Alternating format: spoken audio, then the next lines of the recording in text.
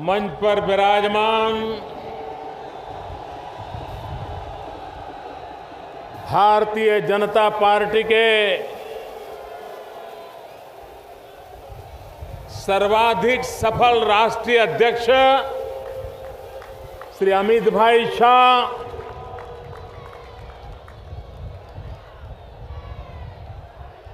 दिल्ली प्रदेश Bharatiya Janata party के अध्यक्ष श्रीमान सतीश उपाध्याय जी,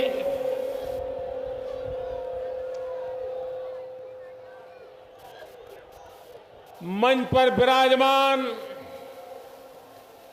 सभी वरिष्ठ महानुभाव और अभी महाराष्ट्र के चुनाव में ज्वलंत विजय प्राप्त करके वहां की जनता के सपनों को साकार करने का जिम्मा जिन्होंने उठाया है, ऐसे भारतीय जनता पार्टी के युवा नेता और महाराष्ट्र के मुख्यमंत्री श्रीमान देवेंद्र फडणवीस जी को मैं आज दिल्ली की धरती पर अनेक अनेक अभिनंदन देता हूं और भविष्य के लिए बहुत बहुत शुभकामनाएं देता हूं। झारखंड, जहां बहुत बड़ी मात्रा में हमारे आदिवासी भाई बहन रहते हैं, देश के पिछड़े इलाकों में गिना जाता है, लेकिन वहां के गरीबों का भरोसा भी भारतीय जनता पार्टी ने जीत लिया है। आज सामान्य मानवी की आशा बने हैं, गरीबों का विश्वास बने हैं, वैसे सामान्य परिवार से आए हुए झारखंड प्रदेश के मुख्यमंत्री श्रीमान रघुवर दास जी का भी मैं आज दिल्ली की धरती पर अभिनंदन करता हूं और उनको बहुत बहुत शुभकामनाएं देता हूं। आप ही के पड़ोस में हरियाणा की राजनीति को शुद्ध करने का बीड़ा उठाया। परिवारवाद से हरियाणा को मुक्त कराना बड़ा कठिन काम माना जाता था, जहां भारतीय जनता पार्टी को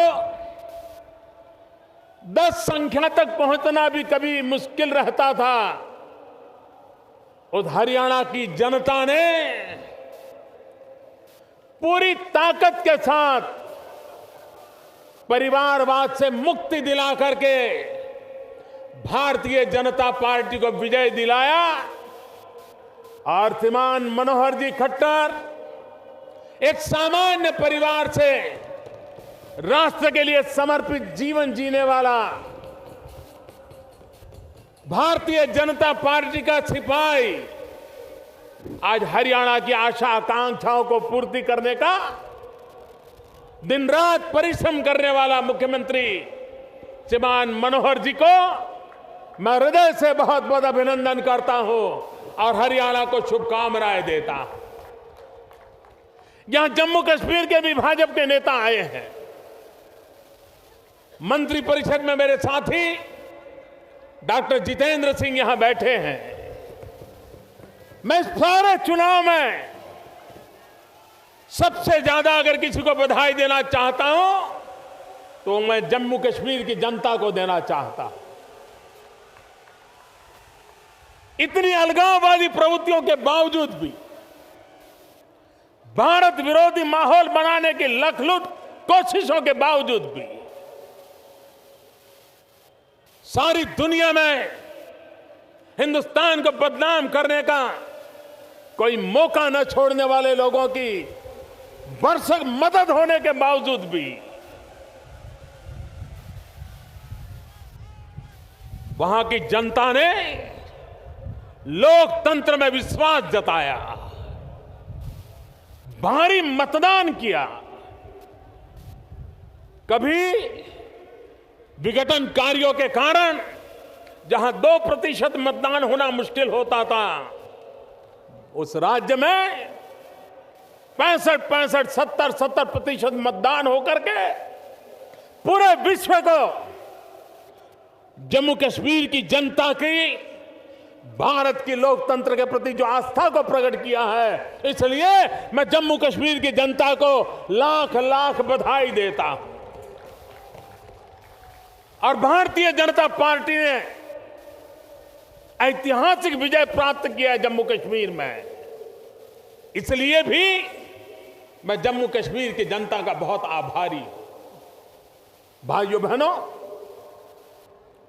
ये विजय यात्रा क्यों चल पड़ी है? एक के बाद एक भारतीय जनता पार्टी जनता के दिलों में इतना प्यार और विश्वास कैसे बना पाई है? भाइयों बहनों, जो देश का मूड है वही दिल्ली का मूड है। जो देश चाहता है वही दिल्ली चाहता है।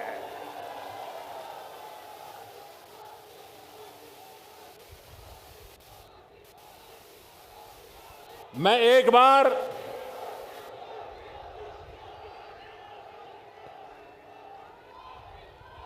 हमारे वेंकैया नायडू जी को सुन रहा था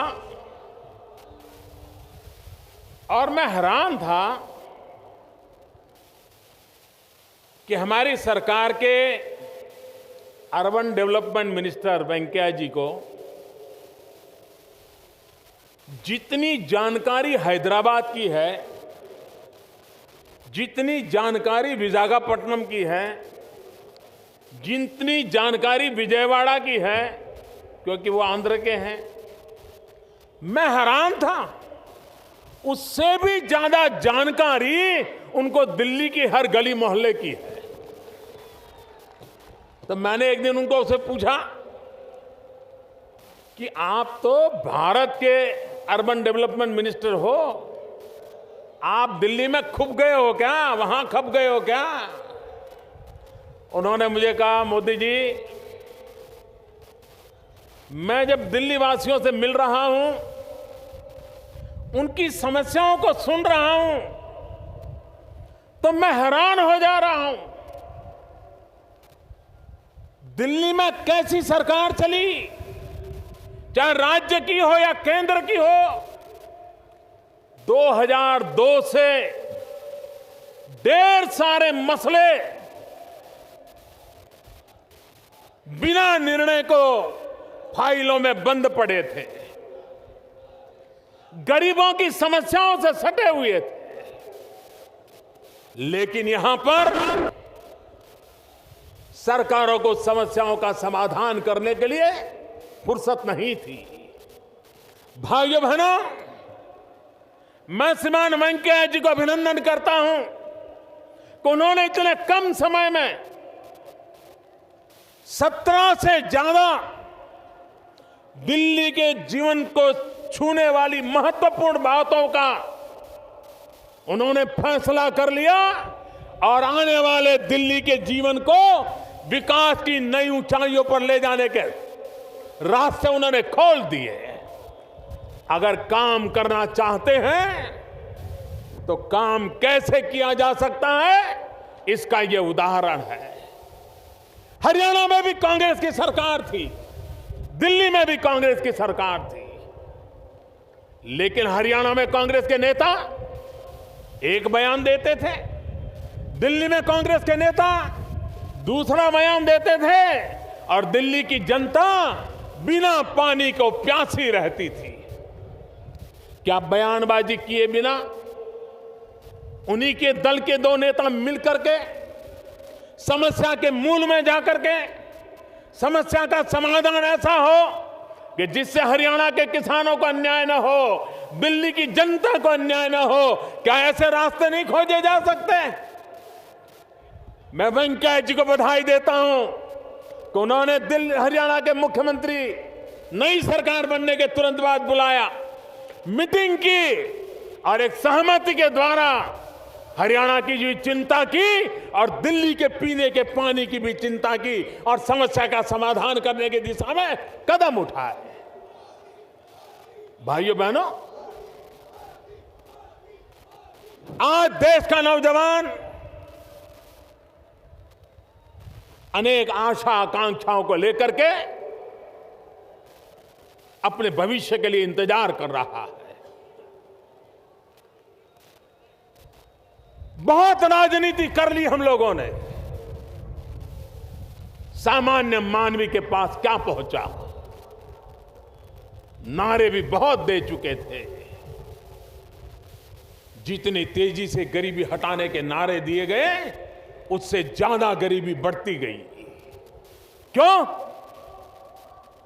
सिर्फ कुर्सी को बचाने के सिवाय या कुर्सी पाने के लिए गलत और झूठे हथकंडे करने के सिवाय देश की राजनीति में कुछ बचा नहीं था। तब जाकर के मेरे भाइयों बहनों, हम एक ऐसी नई राजनीति को लेकर के आए हैं जो जातिवाद से परे है, जो संप्रदायवाद से परे हैं, जो प्रांतवाद से परे हैं, जो सिर्फ और सिर्फ विकासवाद को लेकर के चल पड़ी है और गरीब के विकास के लिए असंकल्पबद्ध होकर के चली है। भाइयों बहनों, और अगर विकास करना है तो सिर्फ घोषणाओं से नहीं होता है, कड़ी मेहनत लगती है। हर चीज की बारीकी में जाकर के कठिनाइयों को दूर करना पड़ता है और तब जाकर के समस्याओं का समाधान होता है। भाइयों, आप देखिए, हमने एक योजना ली हाथ में, प्रधानमंत्री जन धन योजना। जब हिंदुस्तान में कांग्रेस पार्टी की सल्तनत थी,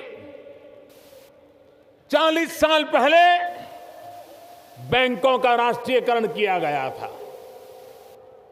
और जब बैंकों का राष्ट्रीयकरण किया गया तो यह कहा गया था कि बैंक अमीरों के कब्जे में है, सिर्फ अमीरों के लिए काम करती हैं, इन बैंकों का लाभ गरीबों को नहीं मिल रहा है और इसलिए उसका सरकारीकरण करना जरूरी है, तब जाकर के गरीबों को लाभ मिलेगा।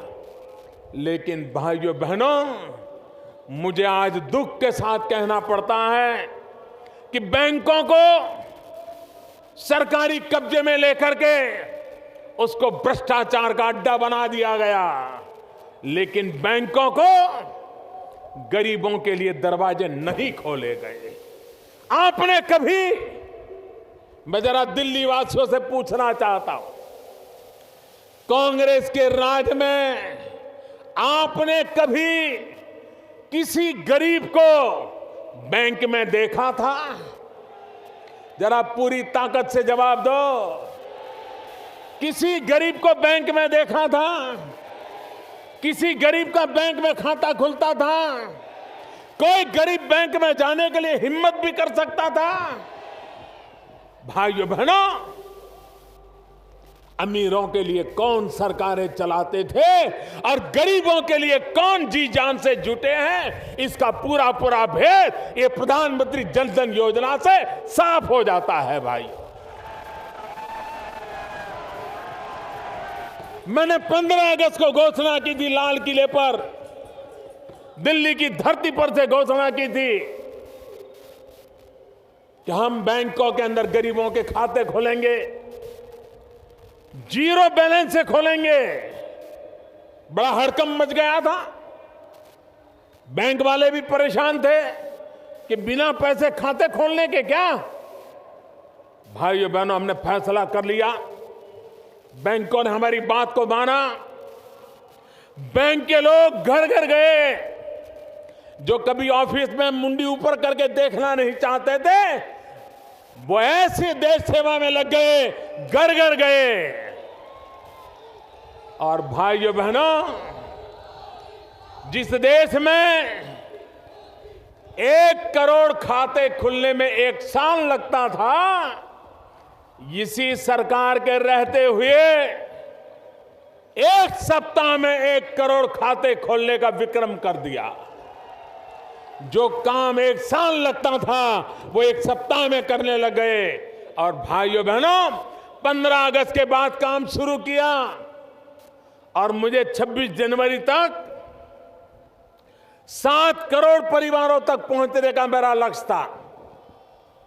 लेकिन आज मैं गर्व के साथ कहता हूं कि जनवरी की 10 तारीख आते आते करीब करीब 11 करोड़ लोगों के खाते खुल गए।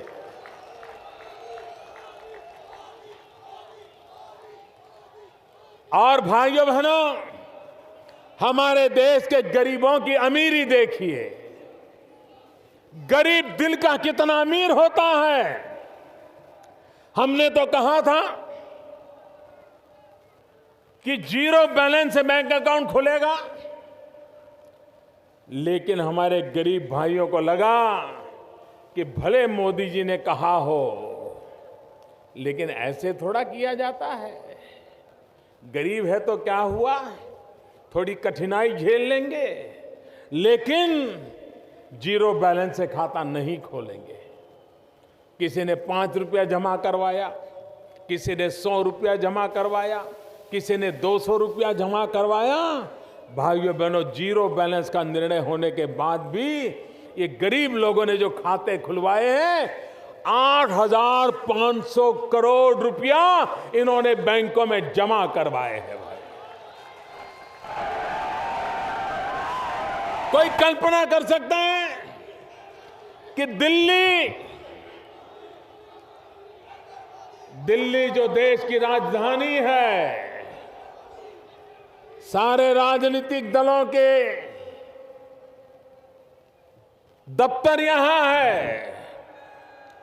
दिल्ली में कांग्रेस की सरकार इतना सालों बैठी, भारत सरकार कांग्रेस के कब्जे में रही। दिल्ली जैसे प्रदेश में लाखों की तादाद में गरीबों के बैंक अकाउंट नहीं थे। मेरे भाइयों बहनों, बैंक अकाउंट नहीं थे। मैंने अभी पूछा कि दिल्ली में कितने बैंक अकाउंट खुले। मैं जानकर के हैरान हूं भाइयों बहनों, करीब करीब 19,50,000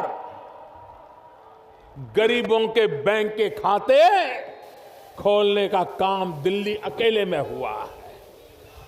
इसका मतलब यह हुआ कि दिल्ली में इनके नाक के नीचे जो गरीबों के नाम पर वोट मांगते थे, उन्होंने भी गरीबों की परवाह नहीं की थी। करीब करीब 20 लाख परिवार बैंकिंग सेवा से वंचित रखे गए थे। वो काम हमने पूरा कर दिया। और भाइयों बहनों, सिर्फ खाते खोले हैं ऐसा नहीं है।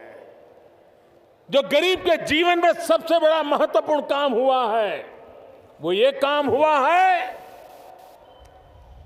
बैंक में खाता खोलने वाले गरीब को 1 लाख रुपया का अकस्मात का बीमा दे दिया गया है। और बीमे की पॉलिसी का पैसा भारत सरकार चुकता कर रही है, दे रही है। भाइयों बहनों, आज गरीब परिवार में कोई अकस्मात हो गया और अगर उसने बैंक का खाता खुल गया है, तो उसको 1 लाख रुपया मिलने की गारंटी आते ही सरकार ने पूरी कर दी है। भाइयों, मुझे बताइए, ये गरीबों की भलाई का काम है कि नहीं है? भाइयों, ये गरीब को विश्वास देगा कि नहीं देगा? ये रिक्शा वाले को विश्वास देगा कि नहीं देगा? ये झुग्गी झोपड़ी में रहने वाले को विश्वास देगा कि नहीं देगा? फुटपाथ पर सब्जी बेचने वालों को विश्वास देगा कि नहीं देगा? भाइयों बहनों, मैंने पहले ही कहा था, जब मुझे मेरी पार्टी ने नेता के रूप में चुना और संसद भवन में मेरा भाषण हुआ था, मैंने पहले ही दिन कहा था कि ये सरकार गरीबों को समर्पित है और हमारे सारे कदम गरीबों में वो चेतना पैदा करने के हैं, वो ताकत अर्जित करने के हैं, ताकि मेरा गरीब भाई भी गरीबी के खिलाफ लड़ाई लड़ने के लिए तैयार हो जाए और सरकार और नागरिक मिलकर के गरीबी से मुक्ति दिलाने का काम करें। भाइयों बहनों, लोग नारे तो बहुत देते हैं और आज से 30-40 साल पहले दुनिया में एक राजनीति चला करती थी। आज से 30-40 साल पहले दुनिया में एक राजनीति का दौर चलता था। वो दौर हिंदुस्तान में भी चलता था और वो दौर ऐसा था कि 2-4 अमीरों को गाली देते रहो और कुछ नहीं करना। 2-4 अमीरों को गाली दे दो, गरीबों को भड़काते रहो और अपना राजनीतिक उल्लू सीधा करते रहो। अब वक्त बदल चुका है। अब गरीब 2-4 अमीरों को गाली देकर के खुश होने वाला नहीं है।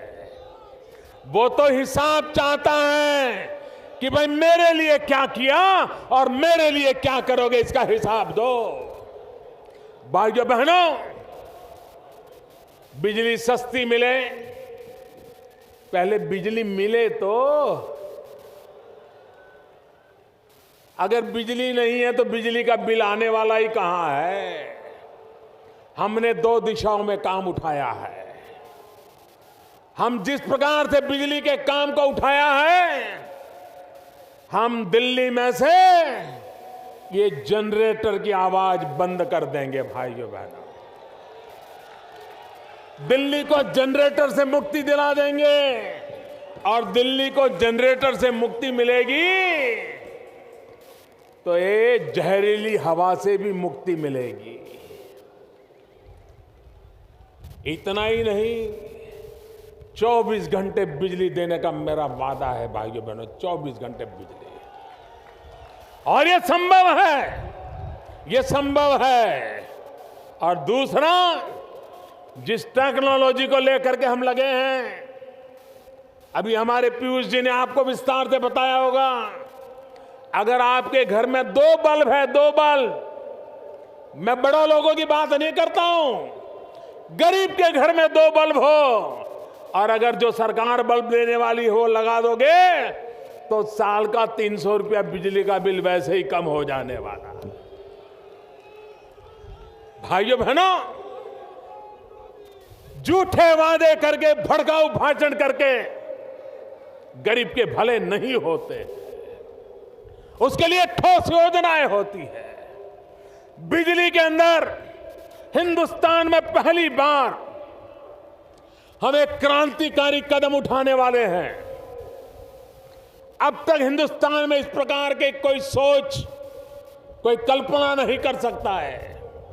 आज अगर आपको मोबाइल फोन और कोई सिम कार्ड लेना है और आपको लगता है कि भाई फलानी कंपनी का सिम कार्ड लेते हैं लेकिन उनका टेलीफोन तो महंगा पड़ता है, बिल ज्यादा आता है, तो आप दूसरी कंपनी का टेलीफोन ले सकते हो कि नहीं ले सकते हो? जरा बताइए, ले सकते हो कि नहीं ले सकते हो? आसानी से ले सकते हो ना? और बाजार में पता चले कि भाई ये तो और महंगा है, अभी कोई सस्ता आया है, तो तीसरा भी बदल सकते हो कि नहीं बदल सकते हो? आराम से बदल सकते हो ना? भाइयों बहनों, जैसे मोबाइल फोन में आप आराम से अपना सर्विस प्रोवाइडर चुन सकते हो, सस्ते से सस्ता फोन का चार्ज करने वाला फोन का कनेक्शन ले सकते हो, उसी प्रकार से दिल्ली में हम ये योजना करने वाले हैं कि अगर मान लीजिए 10 कंपनियां यहां बिजली बेच रही हैं और अगर आप चाहते हो कि हमें इससे बिजली नहीं लेनी है, वो सस्ती देता है, हम उससे लेनी है तो आप ले सकते हैं, व्यवस्था हम करने वाले। एक मोबाइल फैसिलिटी हिंदुस्तान में सबसे पहले ये दिल्ली को लाभ मिलने वाला है, और उसके कारण जो बिजली बेचने वाले हैं उनके बीच स्पर्धा होने वाली है। किसी जमाने में मोबाइल टेलीफोन महंगा था, लेकिन जब स्पर्धा आ गई तो कोई कहता मैं 5 में बेचूंगा तो दूसरा कहने लगा मैं 4 में बेचूंगा। कोई कहता था मैं 4 में बेचूंगा तो और आ गए मैं 3 में बेचूंगा। बिजली का भी मैं ऐसा ही करके रखूंगा। भाइयों बहनों, हर समस्या के समाधान होते हैं, सिर्फ इरादे नेक होने चाहिए, और इरादे नेक होते हैं तो भाइयों बहनों समस्या के समाधान भी होते हैं। और इसलिए भाइयों बहनों, मैं आज दिल्ली वासियों से अनुरोध करने आया हूं, सबसे पहले दिल्ली को समस्याओं का समाधान चाहिए। भाइयों बहनों, मुझे बताइए, हमारे देश में भ्रष्टाचार ने देश को बर्बाद किया है कि नहीं किया है? मुझे बताइए, भ्रष्टाचार ने देश को बर्बाद किया है कि नहीं किया है? भ्रष्टाचार जाना चाहिए कि नहीं जाना चाहिए? सबसे पहले ऊपर से जाना चाहिए कि नहीं जाना चाहिए? सबसे पहले जहां प्रधानमंत्री बैठा है वहां से जाना चाहिए कि नहीं जाना चाहिए? सफाई वहां से शुरू होनी चाहिए कि नहीं होनी चाहिए? मुझे बताइए भाइयों बहनों, मैं दिल्ली में रह रहा हूं आपके बीच में 7 महीने हो गए, कोई शिकायत आई है? कोई शिकायत आई है? हमारे विरोधियों ने भी कोई आरोप लगाया है? किसी ने मेरे इस विषय में मेरे इस पर कोई आरोप लगाया है? भाइयों बहनों, मैंने शुरुआत कर दी है। भ्रष्टाचार से मुक्ति का अभियान मैं जहां बैठता हूं वहीं से शुरू किया है, और धीरे धीरे ये गली मोहल्ले तक लाने वाला हूं। आपको रोजमर्रा की जिंदगी में जो लोग परेशान करते हैं, कोई 5 रुपया मांग लेते हैं, कोई 10 रुपया मांग लेते हैं, कोई ऑटो रिक्शा वाले से लूट लेते हैं, चलता है ना? मुझ पे भरोसा कीजिए, मैंने ऊपर से शुरू किया है, नीचे भी करके रहूंगा। ये सफाई मैं करके रहूंगा भाइयों बहनों, इसलिए मैं आपसे वादा करने आया। भाइयों बहनों, मेरा एक सपना है, वो सपना पूरा करने के लिए मुझे आपकी मदद चाहिए। करोगे? ऐसा नहीं, पूरी ताकत से बताइए। मेरा एक सपना है, पूरा करने के लिए आपकी मदद चाहिए। करोगे? पक्का करोगे? भाइयों बहनों, ये दिल्ली हमारे देश की राजधानी है। क्या मेरी राजधानी में भी लोगों को झुग्गी झोपड़ी में जीने के लिए मजबूर होना पड़े, वो अच्छी बात है क्या? क्या दिल्ली में भी लोगों को फुटपाथ पे गुजारा करने पड़े, अच्छी बात है क्या? और इसलिए मेरे भाइयों बहनों, मेरा एक सपना है, 2022 जब भारत की आजादी के 75 साल होंगे, तब हमारे यहां दिल्ली में हर झुग्गी झोपड़ी वाले को अपना पक्का घर हो, ये सपना मैं पूरा करना चाहता हूं। हर गरीब को अपना घर हो, ये बहुत बड़ा काम मैंने लिया है सर पे। मैं जानता हूं भाइयों बहनों, ये काम छोटा नहीं है, लेकिन अगर छोटे काम करने होते तो देश की जनता मुझे नहीं लाती, और बहुत लोग थे ऐसे काम करने वाले। बड़ा काम है, ये बड़ा काम करने के लिए मुझे आपका आशीर्वाद चाहिए, आप चाहते हैं दिल्ली में हर गरीब को घर हो, आप चाहते हैं जहां झुग्गी झोपड़ी हो वहां पक्का मकान हो, तो फिर आप मुझे मदद कीजिए, मेरा साथ दीजिए, इस चुनाव में हमारा सहयोग दीजिए। ये सपना आपका सपना मेरा सपना बनेगा और 2022 तक उस सपना को हम पूरा कर देंगे भाई।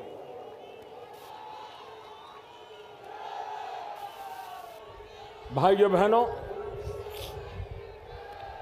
दिल्ली में बहुत बड़ी जूट की फैक्ट्री चलती है।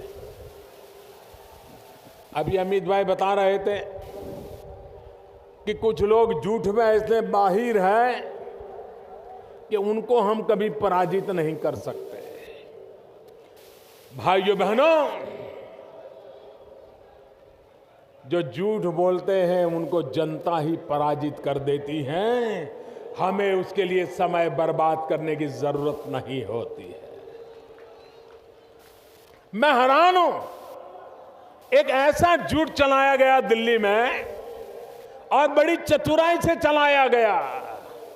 ये चलाया गया कि दिल्ली में भाजपा की सरकार बनेगी तो सरकारी मुलाजिमों की रिटायरमेंट की उम्र 58 वर्ष कर दी जाएगी। ये किसके दिमाग में से पैदा होता है भाइयों? ये झूठ कौन फैला रहा है?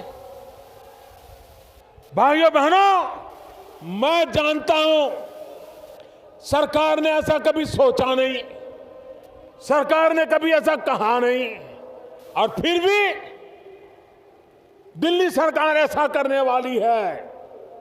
इस प्रकार की झूठी बातें फैलाई जा रही है। मेरी दिल्ली वासियों से इतना ही कहना है, हर दिन एक नया झूठ मैन्युफैक्चर होगा। भ्रमित करना यही उनकी राजनीति का तरीका है, झूठ फैलाना यही उनकी राजनीति का तरीका है। और इसलिए मेरे भाइयों बहनों, अगर कुछ कहना है, जरूरी लगता है, तो मोदी कभी पीठ में छुरा भोंकने वाला इंसान नहीं है।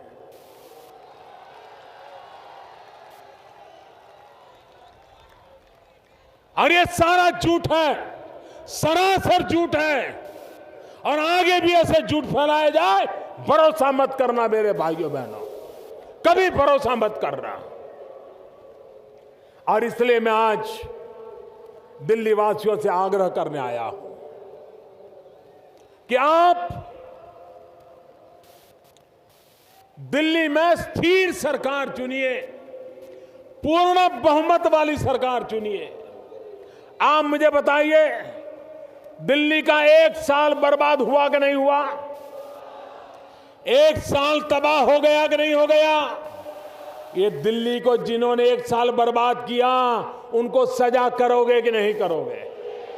जिन्होंने आपके भविष्य को एक साल पीछे छोड़ दिया, उनको सजा करोगे कि नहीं करोगे? यही लोग हैं जिन्होंने दिल्ली को अस्थिर कर दिया है। जिन्होंने दिल्ली को अस्थिर किया, उनको कभी भी वो पनपने मत देना भाइयों बहनों। और कुछ लोगों की कुछ काम में मास्टरी होती है, जिसकी जिसमें मास्टरी हो वो ही काम उनको देना चाहिए। मुझे बताइए, जिसको गाड़ी चलाना आता है उसको खाना पकाना दे सकते हैं क्या? दे सकते हैं क्या? गाड़ी चलाने वाले को गाड़ी का काम दिया तो अच्छा करेगा ना।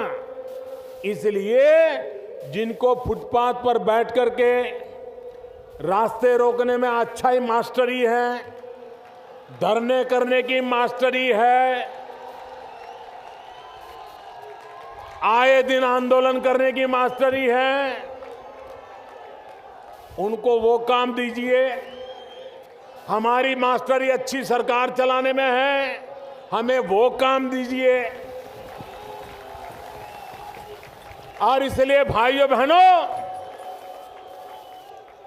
सही व्यक्ति को सही काम देना, ये दिल्ली के लोगों की बुद्धि तेज है और अच्छा काम करेगी, ऐसा मुझे विश्वास है। भाइयों बहनों, आप मुझे बताइए, आपने कभी ऐसे राजनेता देखे हैं जो खुद कहें कि हां मैं एनार्किस्ट हूं, मैं एनार्की में विश्वास करता हूं? ऐसे कोई राजनेता सोच सकते हैं भैया? अगर आपको एनार्की करनी है, एनार्किस्ट हो, तो जाकर के जंगलों में नक्सलवाद वालों के साथ जुड़ जाओ। वही तो वो कर रहे हैं। दिल्ली को नक्सलवाद की लपेट में नहीं लाया जा सकता, दिल्ली को एनार्की में नहीं लाया जा सकता। यहां सभ्य समाज रहता है, देश की राजनीति यहां से केंद्रित होती है। विश्व में दिल्ली की एक शान होनी चाहिए, उस शान को एनार्की की तरफ नहीं जाने देना चाहिए भाइयों। एक सुशासन चाहिए, दिल्ली को व्यवस्था चाहिए, दिल्ली को जवाबदेह लोग चाहिए, जवाबदेह सरकार चाहिए। अनार्की से दिल्ली का भला नहीं होगा और दुनिया में हिंदुस्तान की छवि बर्बाद होकर के रहेगी। और इसलिए भाइयों बहनों, हमारी जिम्मेवारी है, दिल्ली को बचाना भी है, दिल्ली को बढ़ाना भी है, दिल्ली को आगे बढ़ाना है, दिल्ली को नई ऊंचाइयों पर ले जाना है। और मुझे विश्वास है कि दिल्ली जनता के आशीर्वाद के द्वारा भारतीय जनता पार्टी के नेतृत्व में एक मजबूत स्थिर सरकार बनेगी। और ये मजबूत स्थिर सरकार गत 1 साल की जो खाई है उसको भी भरेगी और दिल्ली के पिछले 15 साल से जो सपने अधूरे हैं उन अधूरे सपनों को भी पूरा करेगी।